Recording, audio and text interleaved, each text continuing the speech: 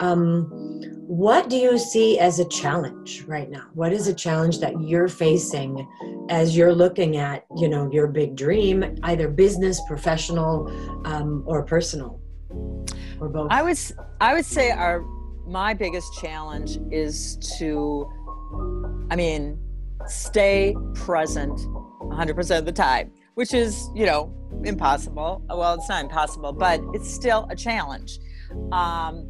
I would say that remembering to always put self-care first sometimes can feel like a challenge to me, because the doing part, right, the things that we are to do every day can really, take you out of that. Well, I have to get this done now.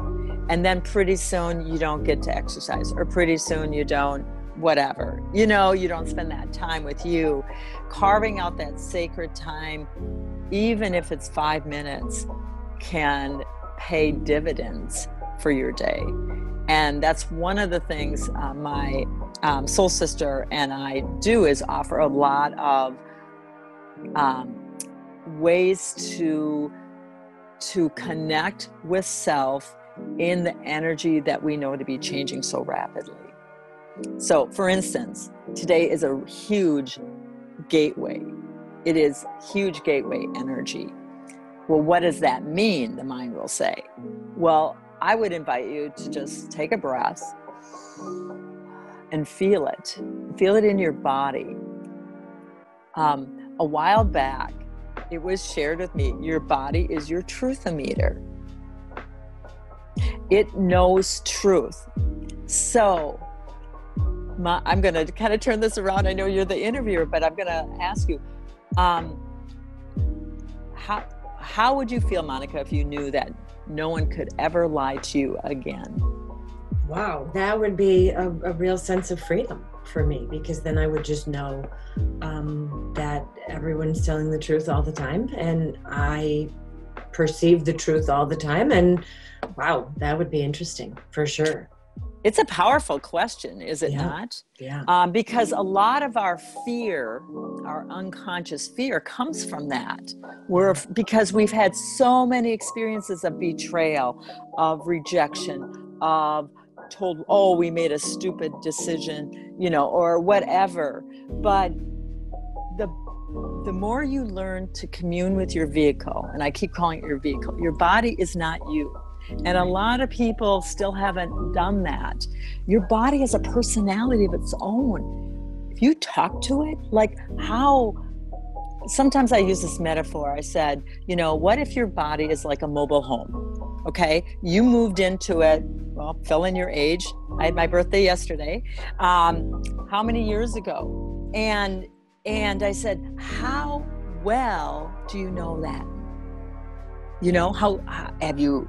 How do you talk to it? Do you greet it? Do you hug it? Do you give it a kiss? Do you know what I mean? Like, are you even on speaking terms? Or is it like a bad marriage and you're just still with your ex? I mean, most people are so mean to themselves, again, because we haven't been told what the truth is. And the truth is, the more your cells listen, they're like little kids. They listen to every word that your voice, your vibration, the sound of you, your consciousness, your soul's energy says it's listening to. I always like to use animation. So I put they got the cup up to the wall. They're like, yeah. And if we don't give those instructions, they have to look at default. Well, what's the default? The default is your hereditary, your ancestral lineage, the unconscious mind. And it's doing that program. Well, if you look at your parents or your family and look around, sometimes that may not be the route you want to go. But see, we're not a victim here. And that's the big, when you can step out of victimization, that nothing is done to you, that you participate in things, and some things you are meant to go through. I don't care how much positive, whatever, or, if it is meant to be, it will be. It's not what we experience here, it's how?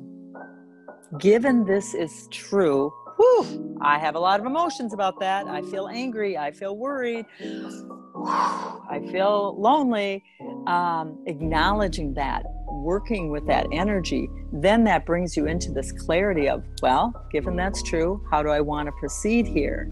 And that is a place of empowerment.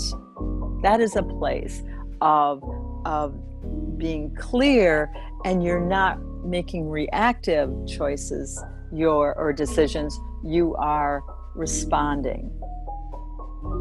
And that's a very different place. So, did that answer your question? Yeah, it's great.